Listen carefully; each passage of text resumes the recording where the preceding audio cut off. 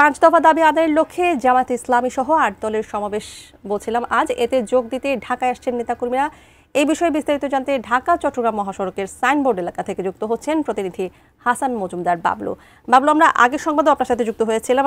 আপনার মাধ্যমে আমরা দেখছিলাম বিভিন্ন নেতাকর্মীরা বিভিন্ন মাধ্যম দিয়ে আসলে ঢাকায় প্রবেশ করছিলেন এই সমাবেশে যোগ দেওয়ার জন্য। এখন আসলে সেখানকার কি অবস্থা আপনি জানাবেন?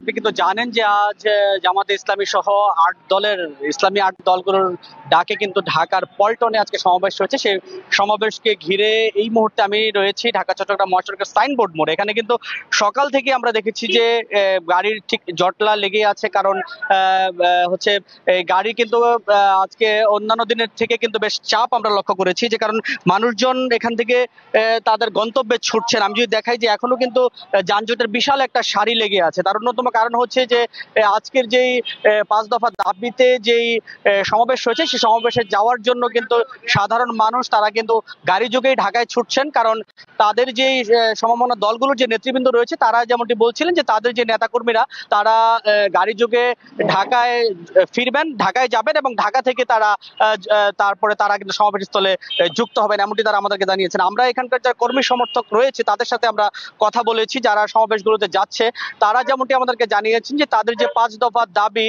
জুলাই সনদ বাস্তবায়ন, পিআর রয়েছে, এর মধ্যে ১৪ দলের যে নিষিদ্ধকরণ, পাশাপাশি মোট যে ৫টি যে দফা রয়েছে সেই ৫টি দফা বাস্তবায়নের দাবিতে তাদের যে আজকের যেই মহাসমাবেশ, সেই সমাবেশ সফল করার জন্য তারা দলে দলে তারা কিন্তু ঢাকায় যুক্ত হচ্ছেন। এবং সেক্ষেত্রে আমরা সকাল থেকে দেখেছি যে এখানকার কিন্তু যে অন্যান্য যে যাত্রীরা রয়েছে তাদেরও কিন্তু একটি বিড়ম্বনায় রয়েছে, কিন্তু তারা সাধারণ যে কর্মী সমর্থক রয়েছে তারা বলছেন যে তাদের দাবি আদায়ে তারা কিন্তু বেশ শক্তিশালী অবস্থানে রয়েছে এবং তাদের কেন্দ্র ঘোষিত যেই সমাবেশ সফল করার লক্ষ্যে তারা কিন্তু দলে দলেই ঢাকায় যোগ দিচ্ছেন বলে আমাদেরকে জানিয়েছেন। তো তা নিয়ে এই ছিল আসলে ঢাকা চট্টগ্রাম মহাসড়কের সাইনবোর্ড থেকে আমার কাছে সবশেষ।